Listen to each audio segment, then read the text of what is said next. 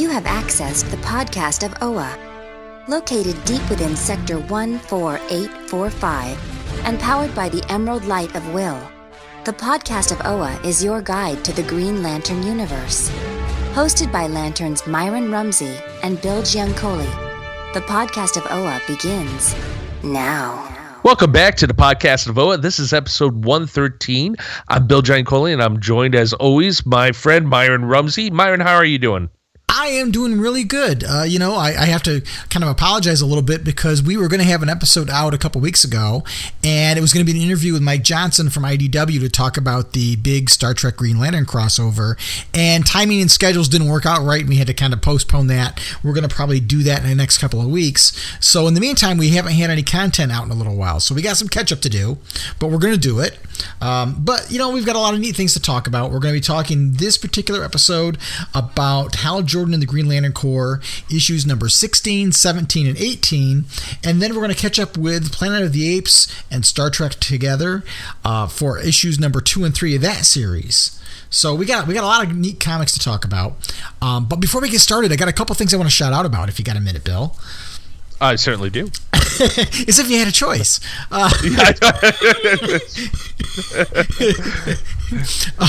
But I want to give a shout out. There's a fairly new podcast. It started in January called Crazy 8 Comics, and it's hosted by Awesome Dad, and then he partners himself with a younger reader.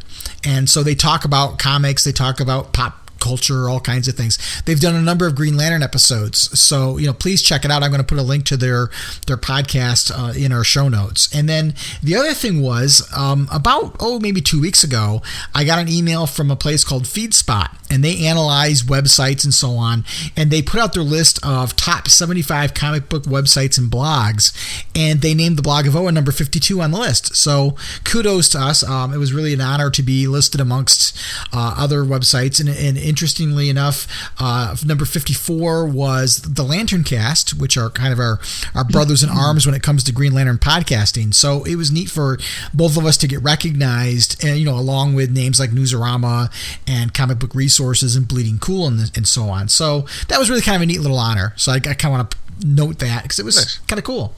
All right, we get raises. I'm going to double your salary, Bill. But thank you. but also I want to thank you, Bill, for your contributions, because that's a big part of it. The podcast is a big part of the blog of OA, so we wouldn't be on that list if it wasn't for you. So thank you. Oh, I don't think I deserve any thanks, but no, I think you deserve all the credit there, Myron. But thank you. I enjoy talking shop with you. At any rate, why don't we jump into some comic book talk? Hey, comic book fans, join Awesome Dad and the Crazy Crew over at Crazy 8 Comics, where we podcast all things comic related, from origin stories to crossover characters. If it's out there, we'll cover it. Again, join us over at Crazy 8 Comics, where you don't have to be crazy, just crazy about comics. Welcome back to the podcast of OA, and we're going to be talking about the Quest for Hope arc, the conclusion, the last two parts of that from Hal Jordan and the Green Lantern Corps. And, we get quite the showdown between Arkillo and Guy Gardner. I know, Bill, you have not always been the biggest Guy Gardner fan. What did you think of the throwdown? No, it was great. It's kind of what you were hoping. A lot of blood. The blood looked a little almost like Jello, though. That would be my one complaint. But I like Arkillo takes off the ring. I think that was cool. And then they really get into it. Now, the flashes of Guy Gardner going back to his father, I think we've touched on this before in previous episodes. I mean, that seemed like a really violent rendition of his father. It's almost yeah, it is. Is it accurate? I mean, it's interesting because originally there was a lot of physical abuse. That was kind of how it was depicted back in the pre-Rebirth days, and by Rebirth I don't mean DC Rebirth, I mean Green Lantern Rebirth. Back in the old days, there was a 4-part miniseries called Sins of the Father, and it was a violent past. Now, kind of almost in a modern re-envisionment of it, when they kind of revisited that during the Green Lantern Corps run and Emerald Warriors and all those things, they kind of toned it down. So in a way, I was kind of glad to see that they revisited It doesn't sound right when I say I'm glad they did it, but I'm kind of glad that they gave us that level of detail, because it really, I think it's important to Guy's character. It drives home why he acts the way he does. He always has the notion that he's got to prove himself. And it wasn't just because his father looked down on him as a cop, the way that he was compared to his sister and his brother, but it was the whole, he wasn't good enough, and he was physically abused as well as mentally abused. And it shows up. And the fight was very visceral. That's for certain. But I think that juxtaposing the fight to the flashbacks, I thought really made it a much more emotionally powerful story. I wouldn't take that away from it. Yeah. But I think it definitely was a little jarring. And maybe I'm looking into Guy Gardner, and I might have a slant on Guy Gardner, as we've discussed. It seems that his father, may have been disapproving of him and everything, but anytime you see his brother and his sister, I don't recall any situations of it almost like they didn't see any of that. Right. And this kid looks pretty young to have a bloody nose from his father, Yeah. But yeah, I thought it was interesting that Venditti went further back in Guy's history to mine that for how he was going to depict the relationship between Guy and his father, because it was a lot different than how Van Jensen did it. Well, I get that Venditti seems to be a Guy fan. Yeah, I think so. I think in listening to him talk, he finds different things about each character that he resonates with, and so I think those are where his strengths are with each character. Is he looks at the characters and finds what he thinks is the essence of that character and really embraces it. Well, that's good writing right there. Yeah. But yeah, I thought it was. I think that's why we're enjoying it. Yeah, I think that's why it's doing so well in terms of its reception compared to the New 52 run that Robert Venditti had. People are really enjoying this run much more. But I thought that in terms of the story, boy, Arkillo really, there's that one panel where he's lying there on the ground and his eyeball's out of the socket. It's just very. Oh no! I mean, that whole page if you look at Guy, he's like blood's pouring out of everywhere. I mean, his fists are covered in blood.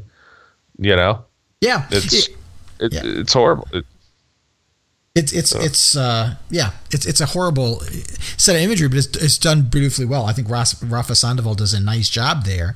And then they hand it off for the conclusion, and they try to leave you with a cliffhanger of Guy might be dead. Of course, he's not going to be, but yeah. Surprise, he's not. But that first hit, I was like, that's it. I'm laying down. I'll just take a nap. Yeah. But you see you see in the follow-up where Guy, his post-fight, his reaction is interesting because he almost feels regretful, or at least he looks that way. And he goes and he visits Arkillo at his bedside and talks to him about, we're kind of birds of a feather and that kind of thing. I thought that was interesting.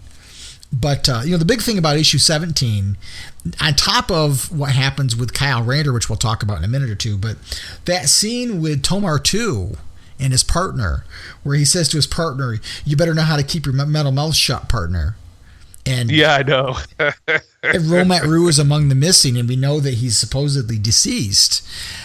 That's really kind of interesting for Tomar 2, who was just the hero of the Zodarian people a few issues ago during Bottled Light, and now is the guy a stone cold killer?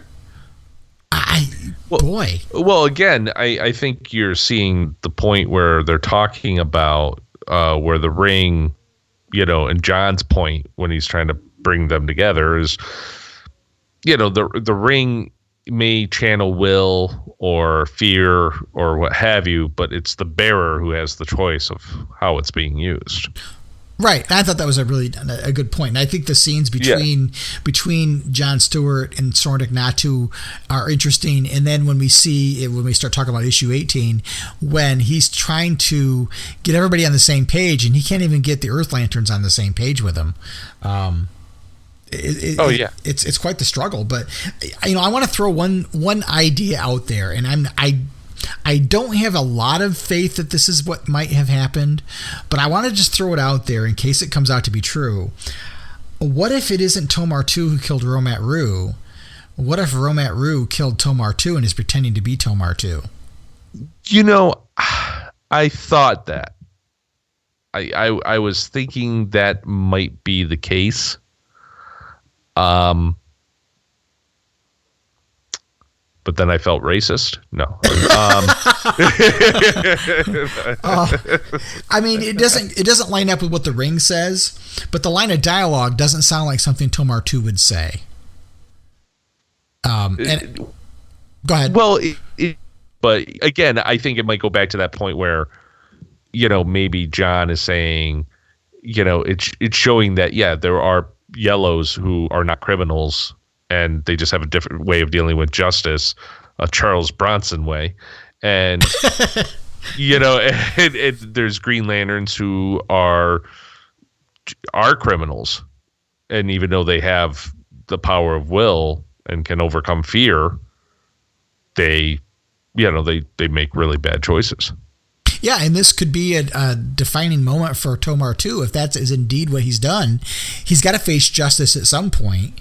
And what does that do to the dynamic between the Green Lantern Corps and the Yellow Lantern Corps? Because, as we see in issue 18, we might as well start talking about a little bit about it now. When you see the Yellow Lanterns trying to build their power battery on Mogo, and the Greens are the ones that are judgmental, and that whole opening sequence with Goran's son, he's the one that's not being accepting the space ape. So it's interesting that is Robert Venditti setting it up so that the failure of this relationship is not the Sinestro Corps' fault or the Yellow Lantern's fault. It's the Green Lantern's fault because they didn't accept them despite their differences. There's a whole subtext going on about the Green Lanterns are, I don't want to say it's talking about police or anything, but people who are in an authority position feeling they know better and everything they know is right, overstepping the bounds. Is that part of the subtext? I don't know. I think Venditti's the kind of writer that throws things out there like that to make you think, if you choose to read into things and make you think about whatever you may want to think about. You could certainly apply different kind of labels to this. But I think that he's definitely doing something with a little bit of subtext there. And I think that's, again, a testament to Venditti and what he's doing. He's bringing a lot of different elements together and branching off into a lot of different storylines. And that's how I kind of always remembered comics. And I think we've talked about this before, where Green Lanterns, it felt like, you would have a lot of different storylines you could keep up on like a monthly basis and everything. But there was always this one like main like theme that was tying them all together to lead to a big event. It seemed like we were just getting a lot of quick, big events that maybe this was what we need as a more long-form storytelling and kind of let, your mind wander on the different directions you can go, still buying into this core storyline that, flows through all of them.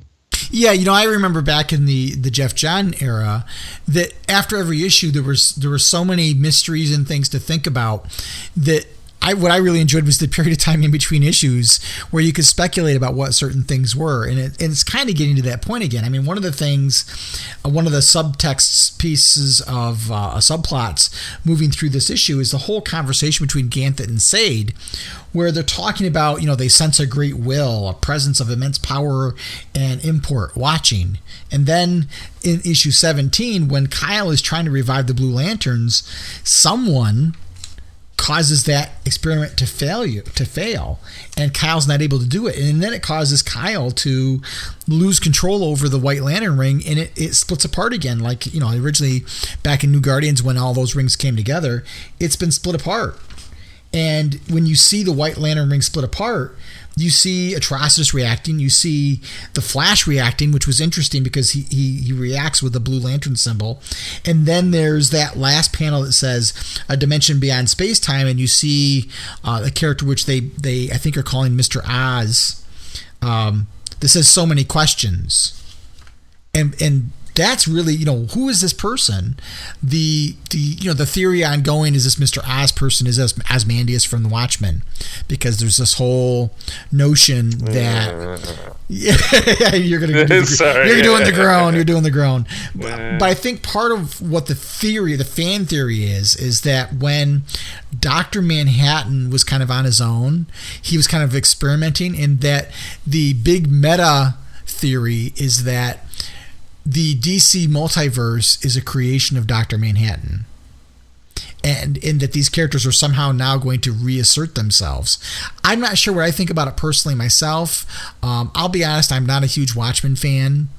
I enjoyed the movie. The book I thought was just way too overblown for me to enjoy. I don't know. I found it difficult to read. I still don't think I've read it all the way through, and I found it a little derivative of some other things like The Outer Limits and so on that I don't know, it just didn't do it for me. But anyway, but to get back to Kyle loses the White Lantern ring, and it was interesting when he goes back. Did you notice the 9 Inch Nails t-shirt that he had on? Yes. That was the same t-shirt he had on in the alleyway when Ganthet gave him the ring, way back during Emerald Twilight, which I thought was a really neat touch. One of the things that Ethan Van Sciver talked about was that, Rebirth is about getting characters back to their essence, and twice now he's done something really kind of cool where he's given Guy Gardner, for example, his warrior shirt back and his traditional old coat he used to have, and now here's Kyle going back to being green, and you see him with the 9 Inch Nails t-shirt that he had back in the alleyway, which I thought was kind of cool. But what do you think about Kyle growing green? Because some of the things I've heard online is that, there's some fans who are glad that he's back to being green. There are others that are really diametrically opposed and really think it's a step backwards for the character. So you not having the big history with Kyle, how do you perceive it? Kyle's vanilla to me. So, I could go either way. I'm thinking it's more of a story point. I can see the argument of it's a step backwards for his character, but him going back to green, there's so many Earth Lanterns. I just don't know. I'm not that familiar with his relationship with everybody. I kind of can go from a little bit of what I know, but prior to Rebirth, the first Green Lantern Rebirth with Jeff Johns era, I don't know how much I know of Kyle's relationships with everyone. So it's just like adding another Earth Lantern back to an abundance of Green Lanterns. I'm okay with it. I wouldn't mind seeing those relationships grow, how they all get tied in together. But at the same time, I am a little saddened if we don't get to see the White Lantern again, or what the White Lantern could actually do. Well, and there's also a nagging question of what happened to the White Lantern Corps, because if you remember a while ago, before Omega Men, Kyle ended up having a White Lantern Corps of like 6 characters, and then they kind of all disappeared. Who knows what happened there? But now that you're jogging my memory. Oh wow, yeah. So. Well, what happened to the vision of him with the long hair and the beard and Space Jesus? Yeah, Space Jesus. Yeah. I don't know. Well, it doesn't say he couldn't become a White Lantern again, so that's always possible. Right. But a more controversial thing though here is Hal deeming Kyle the greatest Lantern. Oh, he said you're the greatest Lantern, but he said when it comes to green, I'm still Top Gun. So, well, he had to back himself up a little bit. You're trying to bait me in. You're trying to bait me in. Yeah, it's kind of a backhanded comment, really. It's like but no, you're a good Lantern, but Here we go. I understand the people that really liked Kyle as a White Lantern thinking it's a step backwards, but I also understand that having him with that power set, if he's not going to have his own title, how does he fit into the overall narrative? I think it's a challenge for any writer. I think one of the reasons why Kyle kind of faded into the background is that how do you work him in? I think it's a challenge for any writer to figure out when he's not a star of his own book. And right now, the Green Lantern franchise can't apparently hold more than 2 books. I mean, when you look at the sales numbers, neither one of the books is doing that well. They both started out really well, but these books are back to almost pre-rebirth numbers, and they're dropping on a regular basis. So if we're not going to have more books, how do you fit Kyle into the picture again? But I also understand your point. We already have we had 5 Green Lanterns from Earth. Now we're back to 6 again. What do why do we need so many? I don't know. And I don't want to get into that whole thing because we've kind of been there, done that. Well, no, absolutely. That would be beating a dead green horse. But the thing that confuses me a little bit, well, and we've talked about this, is like I wouldn't mind seeing Kyle go away and not dead, but if he like was a White Lantern and he would show up randomly or in certain story arcs, he would come back, but you would see how he would grow. I don't know. You think about like there's characters in all like comic universes that kind of play that almost like cameo that comes in from time to time and you don't hear much about them, but when they do show up, it's like, oh, it's going to be a big event or for something. Why couldn't Kyle graduate to that type of character? But ultimately, yeah, I would say that it seems him coming back is making things a little too crowded. Yeah, I think one of the problems I have with the series is how crowded it is. I worry about, because there's scuttlebutt that DC is going to take these bi-weekly books and drop a lot of them back to monthly. And if this series goes to monthly, how are you going to provide enough panel time for all the characters that deserve panel time? One of the observations I've heard online, and I think this is a very valid complaint, is that characters like Aricia and Kilowog, they no longer get any time. They may get a line once every few issues, but they've been relegated to background characters. Versus before, they at least had, when you had the Green Lantern Corps book on its own, and you had a book entirely devoted to the Corps, these characters would get moments to shine, which are now given to just the 4 Earth Lanterns in the book. So I get those complaints and criticisms too. But that's going to be one of those things where we're going to, if we continue to have a Green Lantern Corps outside of Hal Jordan, I mean, there's always going to be that argument. Yeah, I agree. But anyway, that ends the whole arc of Quest for Hope, and then we start up again with Prism of Time and Space Ape and Goran Sun. And like I said earlier, they kind of lay the groundwork for, it's the Green Lanterns that are the distrustful ones in this situation. But you see them encountering the aliens that we saw back in issue number 13, the one where we saw the Zudarian Green Lantern from the future who is talking about history. And you saw that one splash page talking about all these threats. These little crystalline bug creatures were a part of those images. So it's interesting to see Venditti is bringing that forward already. So we're starting seeing some benefits from that story, some of those features brought forward. But the location that they're at is the place where Hal left Krona's gauntlet. So that's really interesting. My one fear, though, when I first read this first part was like, I kind of liked Goran Sun. Yeah, me too. And I'm kind of like, that would be a kind of a blow if he's dead. Yeah, I hope that isn't the case. I hope they're both still alive. Did you notice that the entrance of that little structure looked like a Green Lantern symbol? I thought that was kind of cool. That the overgrowth of the ultra dense will energy that was like these little veins running through the rock, right, actually made a little Green Lantern type of a logo. A very rudimentary looking one, but there's like a circle with the line above and below. I thought that was kind of cool. Okay, yeah, I can see that.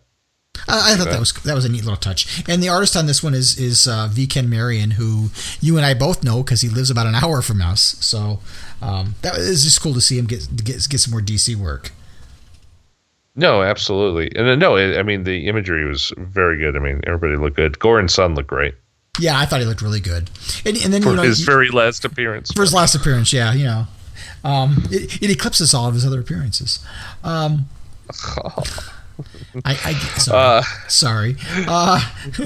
But the fight breaks out, and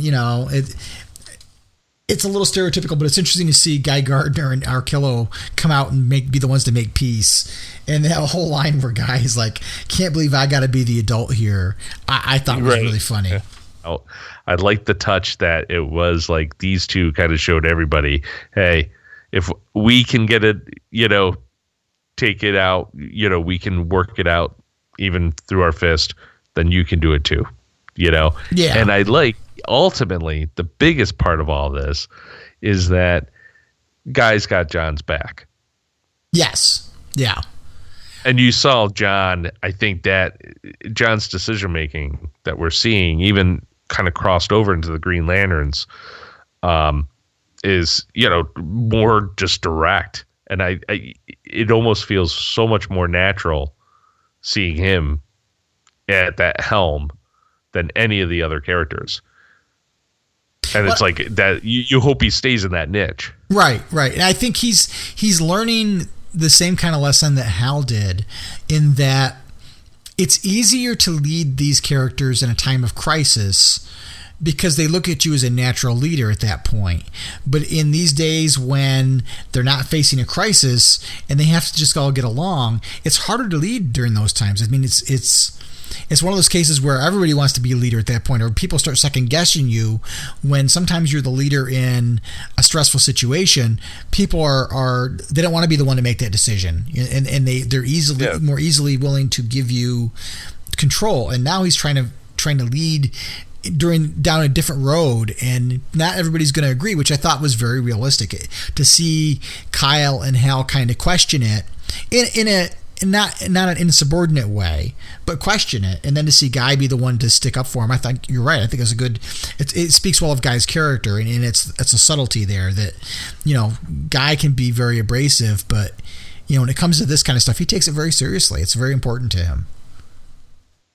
Yeah, absolutely. And I think I like they're all back in their original kind of uniforms. But then again, this brings it back. Okay, we're seeing John definitely has his nice niche now. Yeah. I feel like that, like, kind of brooding character that we got to know through Rebirth and some of the other. I think that was a decent moment, but it went on a little too long. Yeah, he needed to find a happy place somewhere along the way. Now we see Ganthet and Sade send St. Walker out to start the Blue Lantern Corps over again, because they obviously couldn't revive the people that were destroyed during when Relic came around. So they sent him back out again. But there's that foreshadowing that Ganthet and Sade are like, it can't be denied. We both sensed it. The forces powerful and unknown are intervening, which is interesting because of the way this issue ends. When they're talking about those temporal anomalies, and Rip Hunter shows up with a Green Lantern ring on and says, erased from the future. The Green Lantern Corps had been erased from the future. So somebody's messing around with history. Now, are you familiar with Rip Hunter at all? No, not really. Okay, Rip Hunter is a time master. Do you watch DC's Legends of Tomorrow at all? Probably. Yes. I just started that, actually. Okay, Rip Hunter's the captain of the ship. Oh, okay. That's okay. That makes sense. So I'm like 2 episodes in. Okay, so you kind of know who Rip Hunter is. But anyway, he's a time master, and he's basically his job is to there are villains who try to change history to nefarious ends, and his job is to prevent that. And he shows up from the future wearing a Green Lantern ring and says that, the Green Lanterns have been erased from history. So is this a case of Mr. Oz, who saw Kyle last issue, thinking, hey, these guys are going to get in the way of my plans, I'm going to erase them from history, and he starts doing that? I don't know what it means, but boy, it's interesting where this could go. And does this tie into the bigger plans for the DCU? Who knows? But it's really cool to see Robert Venditti bring back Space Cabbie in the last arc, and now you got Rip Hunter in this arc, because he hasn't been seen yet post DC Rebirth. Okay, but here's my apprehension when I saw this scene, and not knowing who, Rick Punner was. I like stories that deal with time and everything. I do find them interesting, but sometimes especially with the Green Lantern, I think there's been a lot of time movement between eras and time, or different times in, recently in the last few really major arcs and everything, that I just don't know if I want to go down that path again. And wondering if like something is going to alter something else, and how will that play in a big picture. I don't know if I'm ready to handle that. That's a personal thing, but that was my gut feeling when I first saw what he's like, I'm from the future, and I was like, didn't they just get back from the really far past? Yeah. And then there was, God's head was okay. That's a whole different. That's not so much time, but then you had Relic, who was traveling from the different times, and then it just seemed like time has been playing a big part in some of the major storylines in Green Lantern as of late, and I don't know if I want to go back. Well, Volthoom, yeah, we're seeing a lot more of like how his time, but that's through the Green Lanterns. His time. He was from a future, but a different Earth, correct? Volthoom, yeah, he was from the past. Well, yeah, he was. Yeah, I don't know, time wise, but and yeah, that's what I'm talking about. Do we want to go down this path again? Yeah, I don't know. And the thing is if you see the solicitations, we know that something's going to happen with another trip to the past. So in the Green Lanterns book. So I feel like this is Groundhog's Day. Yeah. Are we stuck in a time loop I don't know about? I'm sure it will be good. So far, everything has been very good coming out on the Hal Jordan and Green Lanterns. In fact, it saddens me to hear that the numbers are falling, because I think this is a good read.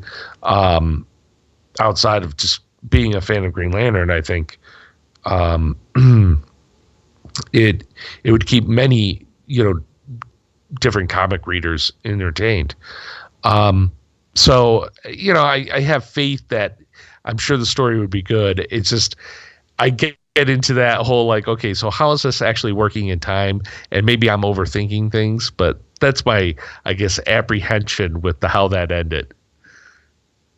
Yeah, I'm not sure what to make of it. I mean, there's been enough time travel stories that it doesn't throw me off too much, but then it's one of those, becomes a trope after a while. And so I don't, I almost want to see this play in the larger DC universe, but I don't know as if it's going to, because I don't know. I'm not sure what to think of it at this point. Is this going to be a big story that's going to tie into the greater DCU? Is it going to be a standalone story? Because the last thing I really want to get involved with is a big company-wide crossover thing, and I don't think there's anything like that coming down the pike. So we'll see what happens. I really enjoyed the start of the issue to see where it's going to go. It was neat to see V. Ken Marian's artwork again in the book. I thought it was neat to see Soranik Natu and Kyle Rayner kind of playfully flirt a little bit with each other to kind of rekindle that a little bit. But you don't think Hal's gonna maybe make a move on Soranik? Yeah. You're just trying to take me down that road. No, I'm proud of bear. Yeah. Yeah, Kyle's gonna get ready to have a thing with Soranik Natu, and Hal's gonna swoop in. Right. It's gonna be like, hey, you can play this game, buddy. So my question about the Hope and Saint Walker and reviving the blue, the blue core. As long as there's one, how was it created before? I don't think that it seems to be. Did I miss that? Was that? Did we cover that in our podcast? That was, I think, back before we actually started doing the show. that was a pre-podcast of OA era. Oh, really? Story, okay. yeah. And I don't remember as if they got into too many specifics. My memory is a little foggy on that. I don't believe that was the case. I think that they recruited people and it never got to be really, really big in the first place. But you had Brother Worth and so on, right? And he was part of the standout character. So I want to see what they're going to do with it. There's parts of me that are like, maybe we're better off without all the emotional spectrum, because for a lot of people that's already been overdone and overplayed, and let's do something different. But at the same time, it's such a vital part of the history of the franchise. How do you not do something with it? You know what I mean? No, but I like the idea of maybe one or two of each. Makes more sense to me. Yeah, I can see that. I mean, with the Zamorans having their own thing and the Indigos. Yeah, and in the Indigos, they need to have their comeuppance yet, because they stabbed the Green Lanterns in the back. So we need to see something with that. But anyway, I don't know. But are the Green Lanterns vengeful people? I don't know. Well, Tomar 2 is. Yeah, Tomar 2 maybe. Yeah, or maybe. Yeah. Maybe we'll see. But I think it's off to a good start. So absolutely, I think so. Why don't we take a quick break and we'll come back and we'll talk about Planet of the Apes Green Lantern. All right. This is Razor, and you are listening to the blog of Oa. You need to keep listening. Otherwise, I will track you down with all of my skill, and you will feel my wrath. So, Myron, we're getting a lot of crossovers with the Green Lanterns. We're seeing the Green Lanterns with Space Ghost, which we'll talk later on, Star Trek, and now Planet of the Apes, which we talked about briefly, issue 1, but you were catching up on issues 2 and 3 right now. Can you tell us about the Planet of the Apes and what this crossover means, and does it have any real ramifications for the Green Lantern universe? Well, I think one of the problems this story has is that they're building this around the story of the Universal Ring, which is pretty much the Phantom Lantern ring. When you get right down to it, it's a ring that you can channel all the different emotions at the beck and call of the bearer. The difference is that, unlike the Phantom ring, the Universal Ring tends to not basically take over. You know what I mean? Like the Phantom ring was almost like a mood ring, and it would pick up on your emotions and go willy-nilly on you. And this one doesn't really do that. So there's that minor difference. But in a nutshell, Cornelius has found this ring in the Phantom Zone, and he's now basically able to become a lantern of all these different colors core, and he encounters the beings that are in the Phantom Zone, and they are on one side of this equation. On the other side of the equation, you've got Sinestro, who's trying to get his hands on the ring, and he pulls Hal with him into the Planet of the Apes. And this takes place after the first original Planet of the Apes movie with Taylor and the Statue of Liberty arm sticking out of the sand and all that stuff. It takes place right after that one. So you've kind of got the apes responding to having a talking human and the fallout from that incident.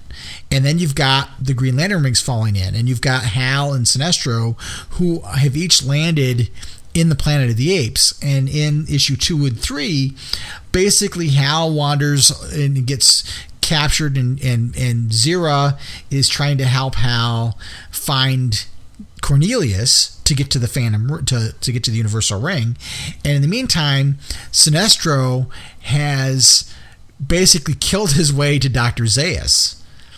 And they discover at the end of the 3rd issue that Dr. Zaius has discovered another power ring. So Sinestro, as of the 3rd issue, has just found a Green Lantern ring, and Hal is still trying to find Cornelius because he's struggling, because he's got to work through Ape City to get out of the city, and can he smuggle himself out and not say anything? And this is Hal, so it's hard for him to, when he's challenged or threatened or put down, he kind of has a hard time not retaliating to that. And so he's on his way out of Ape City, and what he doesn't know is that Guy Gardner and Kilowog, when they find out that Hal's disappeared, confront the Guardians, and the Guardians tell him about tell them about the history of the Green Lantern rings and where the Universal Ring comes from, and there's a little bit of a lore building piece in there that it's not too different from what we've seen in the regular DC comics, but it takes some liberties. So I would say this doesn't fall into continuity at all. It's more of like an Elseworlds kind of book when you get right down to it. But now, is it a DC company? It's not a DC company, is it? No, it's done by Boom Studios. By Boom Studios. Okay. Yeah. So, was there ever a reason why they chose Green Lanterns? Was that something DC reached out to them, or? I don't know exactly where it came from. I think it was more on Boom Studios' end that they wanted to do crossovers. They've been doing different crossovers with Planet of the Apes, and they wanted to do something. The writer of the book is Justin Jordan, who wrote Green Lantern: The New Guardians. Green Lantern: New Guardians. He's the writer, and the artist is Barnaby Bagenda, who did the artwork for the Omega Men. Oh, okay. So you've kind of got a Green Lantern pedigree going on there, and the story isn't by Justin Jordan. The story is by someone named Robbie Thompson. Justin Jordan has just adapted the story to the comic book medium. He's writing the scripts based on the story. But Gotcha. Guy and Kilowog and Aricia are equipped with devices that let them travel to the Planet of the Apes, and Guy decides to take Grodd with him, of course, because you got to have more apes. and so you've kind of got in this third issue a big battle going on between the gorilla war apes that have gone after Cornelius into the Forbidden Zone, and then you've got Cornelius and the followers of the Atom Bomb people all together, and he's powering them up with the different color of the core rings. And then you've got Guy and Kilowog and Aricia showing up with Gorilla Grodd. And at the same time, Atrocitus, because he knew that that Sinestro killed one of the Red Lanterns. Holy cow. He shows up too. Yeah, he shows up too. So there's this huge battle going on while Hal is still trying to get out of Gorilla City. This is like those movies where it would be like it would have just tons of celebrities in it. It's like Cannonball Run. Or like yeah, I can see it like that. Johnson is like with a cigar in his mouth, and Burt Reynolds is Atrocitus. And Zilia Zoc sitting in the as like the scarf on, like Dom DeLuise. Adrian Barbeau is Aricia, yeah. But the story's a little bit better. I mean, I really kind of panned the first issue because it's so derivative of the Phantom Ring. I'm like, who gave the okay to do this, knowing what St. Humphries was doing? It seems like we just got done reading the Phantom Lantern story and this series debuted. So I think it's unfortunate for the series that it's colored by events that we've already seen. So I think some people are staying away from the book as a result of that. The other problem I have with the book, the biggest problem I have, is the artwork. I know Barnaby Bagenda can do great artwork because we've seen it in Omega Men, but it's almost like he's so rushed. There's such a lack of detail, and the characters look so off model, and proportions are so bad. And I mean, Guy Gardner doesn't look like Guy Gardner at all, other than he's got red orange hair. And then the colorist has got white boots on every Green Lantern, and so I'm not. And the constructs are lame. Like, what little constructs there are, most of them are laser blasts. The biggest construct I've seen so far is the cage that Grodd is in. So there's kind of a lack of, I don't know, it lacks the punch that it could have. When I look at the covers for this series, there are like 5 variants for each issue, and they're themed. So every issue has a variant where, for example, a different character from the ape universe is represented as part of one of the cores of the emotional spectrum as a Mego figure, a classic Mego figure. And then one variant for each issue is a Planet of the Apes movie poster reinterpreted for Green Lantern and Planet of the Apes. And then another one is a take on a classic Green Lantern cover. For example, issue 6 is going to have Cornelius looking like Hal on the front of Emerald Twilight with his, all the rings on his fingers. So the covers are spectacular, and the artwork looks great on all the covers. But then when you read when you look at the inside stuff, it's like, who phoned it in? So I take issue with the artwork because it feels like a money grab to me in a way. The covers are nice, but the internal artwork doesn't look so good, and the story's a little tainted by the Phantom Lantern ring. But if you can put that aside, it's not a bad story.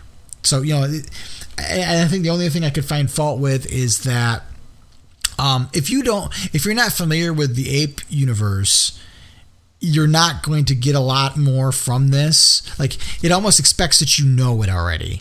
And the same with the Green Lantern universe. It isn't like they did anything in the front. Like, one of the things the Star Trek series gets so right is that there's a little blurb in the front of this thing that tells you how we got to where we are. So if you didn't read the first Trek Green Lantern crossover, you wouldn't have to read this one, because it gives you the little blurb in the front that tells you what happened. And they do a nice job of organically kind of informing you about both universes. This book doesn't do that. There's not enough of that creative storytelling that gives you the background material. So if I'm a Planet of the Apes fan and I don't know much about Green Lantern, I'm not going to learn much from this series. If I'm a Green Lantern fan that doesn't know much about the Planet of the Apes, I might find myself a little lost because I don't understand what the Forbidden Zone even is. So I think that's where I find some flaws in the story. And I don't think that's any... Justin Jordan is a good writer. I'm not sure whether they're doing this to cater to one set of fans or the other, and they're just going to assume you know both, otherwise you wouldn't pick it up. Maybe that's the concession they're making. I mean, it is kind of a, I don't want to say strange crossover, but it is a crossover that I think you would almost have to be in a niche within a niche to say, oh yeah, I'd be interested in picking that up. Right. The two franchises don't lend to each other as well as, say, Star Trek or Star Wars do. Well, like Star Trek, I was like, oh, okay, yeah. I mean, explorers in space come across an intergalactic space force. Yeah, I could get that. Apes that have resulted into a nuclear fallout or disease, as we come to find out, that wipes out humans and are on a future Earth.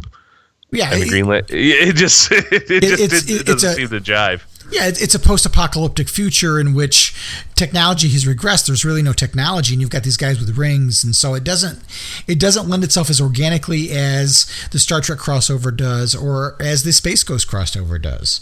So I think it's a challenge for the writer to do the story, and I think you're right. In some regards, the concession has to be made that people are going to know both of these franchises, or they're not going to pick up the book to begin with.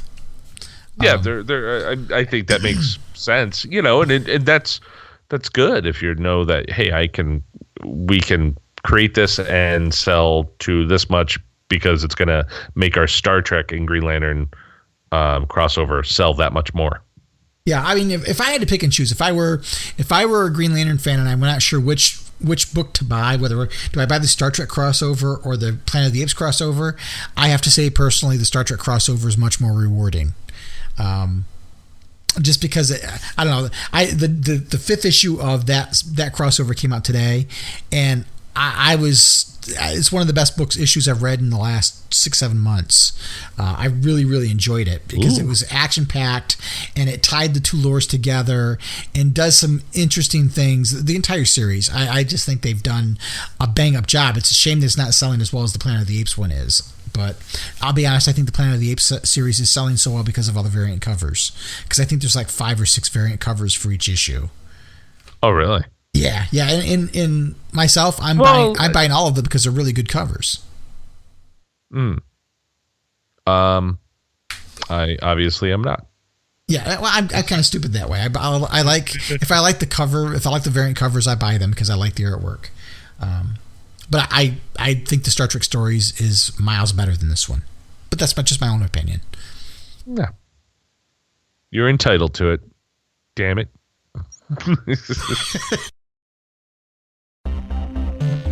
This is Robert Vendetti, and you're listening to the podcast of OA.